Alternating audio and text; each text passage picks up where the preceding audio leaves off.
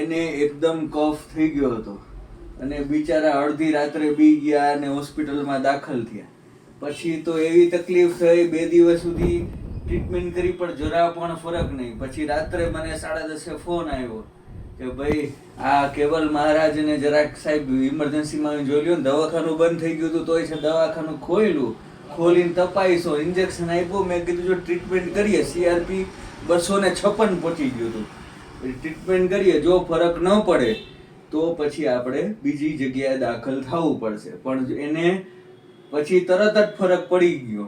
હવે જો એના મમ્મી ભેગા આવ્યા છે એટલે મમ્મી ને કેવો અનુભવ થયો અમારા દવાખાનામાં એના વિશે 2 વાક્ય તમને કહેશે. આવા બીજા પેશન્ટ હોય તો એને ફાયદો થાય એના માટે. બોલો. કેવલને હિરણ સાહેબ પાસે આવ્યા પછી બહુ સરસ હતું અને એને ટ્રીટમેન્ટ ચાલુ થતાં 250 વધી ગયું હતું. ત્યાં ત્યારે 150 હતું.